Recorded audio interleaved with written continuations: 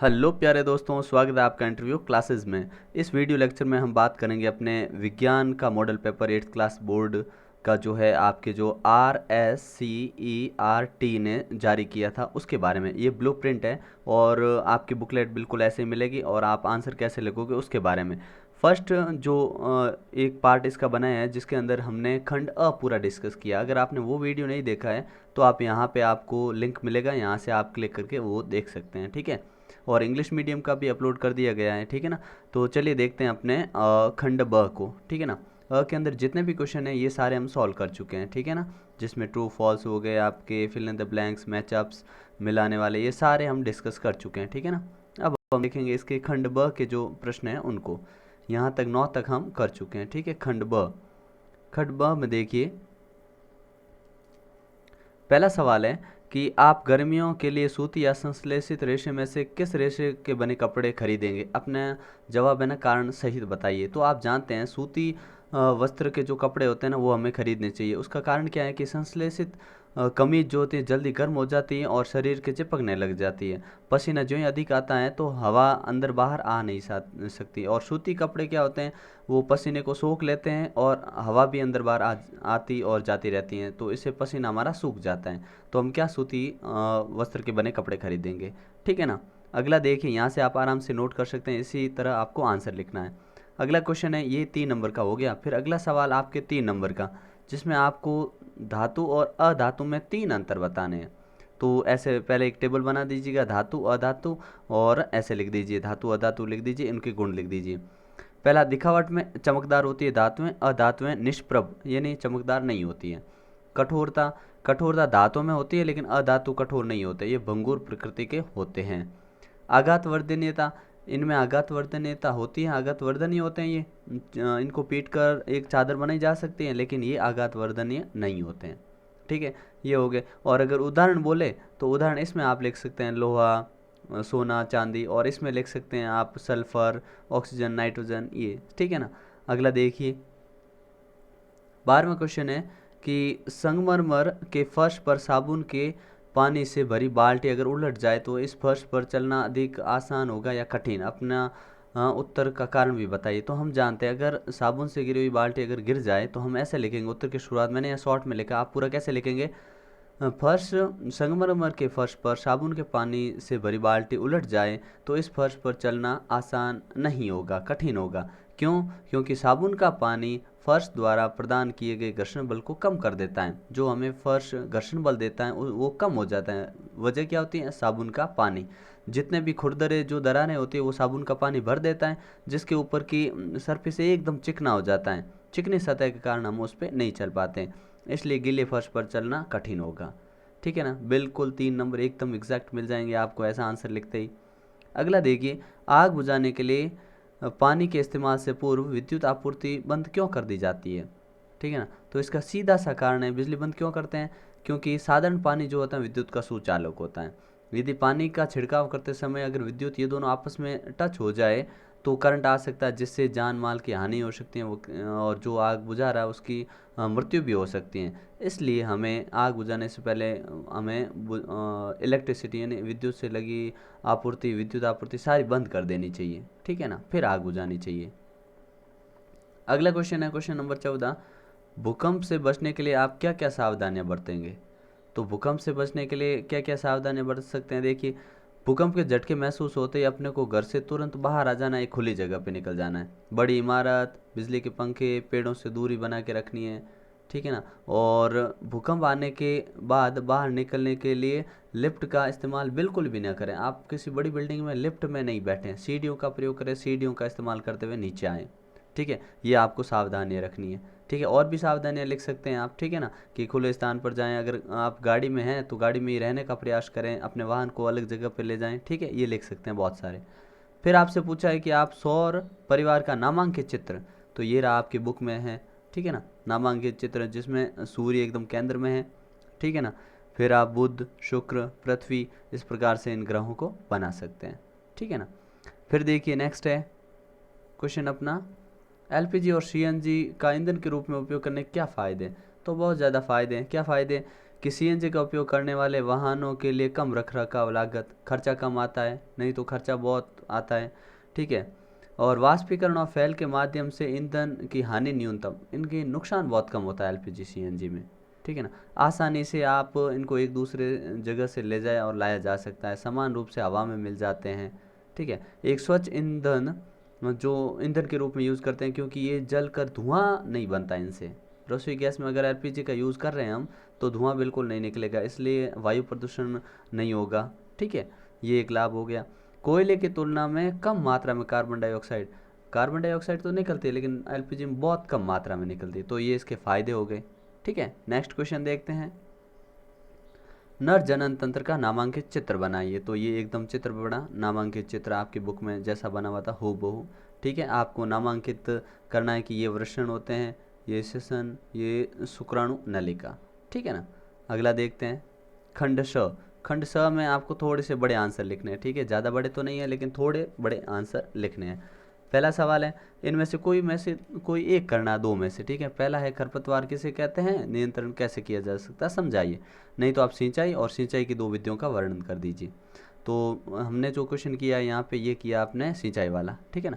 तो सिंचाई किसे कहते हैं, उचित समय एवं विभिन्न अंतराल में खेतों को जल देना सिंचाई कहलाता है। ठीक है। और जल संरक्षण की दो विधियाँ, कौन सी विधियाँ हैं जो हमें जल संरक्षित करने में मदद करती हैं। पहले है छिड़काव तंत्र। ठीक है ना। सिंचाई की विधियाँ हैं ये। ठीक है ना। तो सिंचाई की विधि पहली कौन सी हो गई, छिड़काव तंत्र। इस विधि का उपयोग असमतल भूमि, जहाँ भूमि उबड़ खाबड़ हो, असमतल हो, वहाँ पे हम इस विधि का उपयोग करते हैं। ठीक है। और जल कम मात्रा में उपलब्ध हो, इस विधि में पाइपों के ऊपर घूमने वाले नोजल लगे होते हैं, और ये पाइप से निश्चित दूरी पर मुख्य पाइप से जुड़े होते हैं। फिर ये जब मोटर चलाई जाती है तो पानी घूमता हुआ इनसे निकलता है और आसपास के पानी छिड़कता हुआ पूरी ज़मीन को भिगो देता है। ठीक है ना। और ये बलुई मिट्टी में ये ज़्यादा उपयोग में किया जाता है। ठीक है। दूसरा कौन सा हुआ, दूसरा अपना हो गया ड्रिप तंत्र। ठीक है। इसके अंदर हम क्या करते हैं, इस विधि के अंदर जल जो होता है बूंद बूंद के पौधे की जड़ों में गिरता है, जिससे अनावश्यक रूप से पानी वेस्ट नहीं होता बिल्कुल भी। और ऐसा पौधों और बगीचों और वृक्षों, जो कि फलों वाले वृक्ष होते हैं, उनमें ज़्यादा किया जाता है। और इसमें पानी की बहुत ज़्यादा बचत होती है, और जल की कमी वाले क्षेत्रों में यही मेथड अपनाया जाता है। ठीक है ना। ये लिख लीजिएगा आराम से। नेक्स्ट है, वनोन्मूलन का अर्थ और उसके कारण बताइए। ठीक है। और नहीं तो आप रेड डाटा बुक और इनके संकटापन्न जंतुओं के नाम बताइए, ये भी लिख सकते हैं। ठीक है ना। तो आप देखिए कि वनोन्मूलन के कारण क्या है। पहले होता है क्या है, देखो, वन क्षेत्र को वन रहित क्षेत्र में परिवर्तन करने की प्रक्रिया वनोन्मूलन।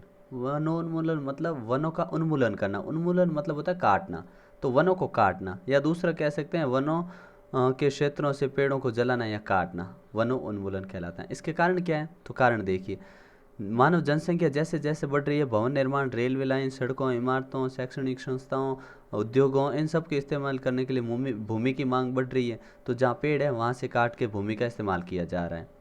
और इसको पॉइंट में ऐसे लिखोगे, मानव द्वारा अन्य वन्य जंतुओं का शिकार और मानव निर्मित कारण। पहला तो मानव निर्मित कारण क्या हुआ कि मानव है ना वन्य जीवों का शिकार करता है, वहाँ जाके वन काट देता है, औषधि के लिए पेड़ पौधों को काट देता है। ठीक है। बाढ़ आना एक प्राकृतिक कारण हो गया, जिसके कारण वनोन्मूलन हो जाता है। ठीक है ना। दूसरा, जंगलों के क्षेत्रों को साफ करने में आग लगाना।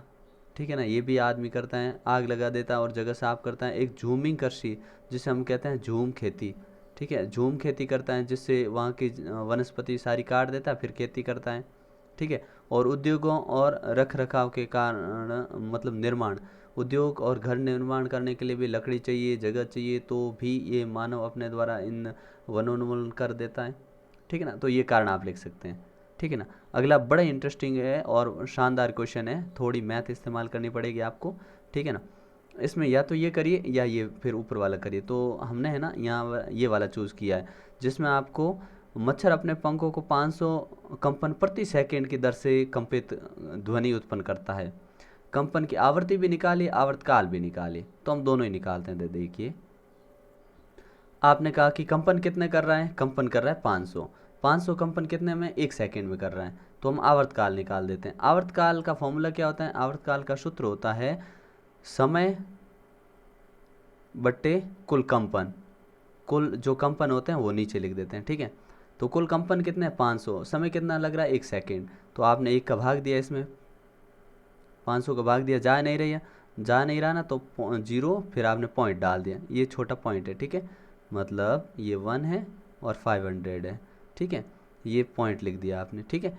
भाग नहीं जा रहा, अब 0 लगा दो, अब एक और 0, अभी भी नहीं जा रहा है तो एक और 0, 2 0 लगा दिए, ये पॉइंट है, ठीक है ना, ये पॉइंट है।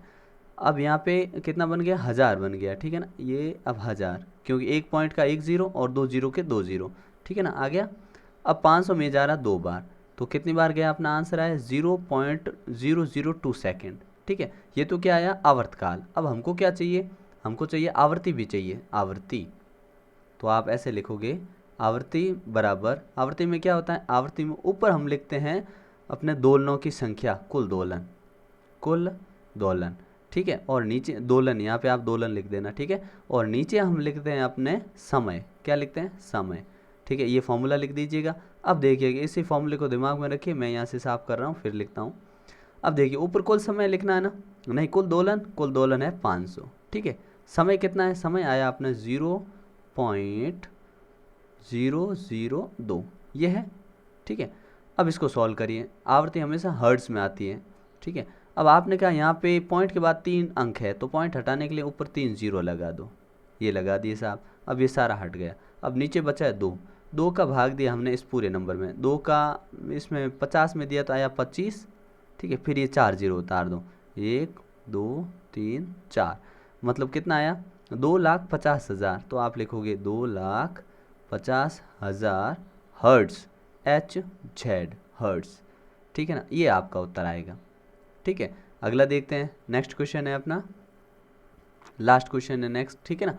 ये क्या है, आपको बताना जल प्रदूषण को नियंत्रित करने के 4 उपाय, आप जल प्रदूषित होने से कैसे बचा सकते हैं। तो रोकने के उपाय देखिए, मैंने यहाँ 5 लिख दिए हैं, आप कोई 4 नोट कर सकते हैं यहाँ से, ठीक है। तो क्या है, जहाँ तक संभव हो किसी भी प्रकार का अपशिष्ट हम पानी में नहीं डालें, न तालाबों में, जलाशयों में, कहीं नहीं डालें। घरों से निकलने वाला जो गंदा पानी होता है उसको तालाबों में विसर्जित होने से बचाएं, ठीक है। फिर घरों में जो बाकी पानी जो होता है उसको दीवार बनाकर रोकें और गंदा होने या गंदगी में पानी को जाने से रोकें। और जलाशयों के आसपास कपड़े धोने से हमें बचना चाहिए, ठीक है, क्योंकि साबुन वगैरह उस पानी में जाएगा तो जल एकदम ख़राब हो जाएगा, रहने वाले जीवों को भी नुकसान होगा, ठीक है। और 5वां ये भी लिख सकते हैं, 4 ही पूछे हम, आप 4 लिख दीजिएगा, ठीक है ना। तो मिलते हैं नेक्स्ट पार्ट में, ये इस पार्ट का सोल्यूशन है, नेक्स्ट पार्ट में मिलते हैं जिसमें हम इंग्लिश मीडियम के लिए फिर आपके SST के सोल्यूशन मिलेंगे आपको, ठीक है ना। तब तक के लिए गुड बाय, जय हिंद, जय भारत।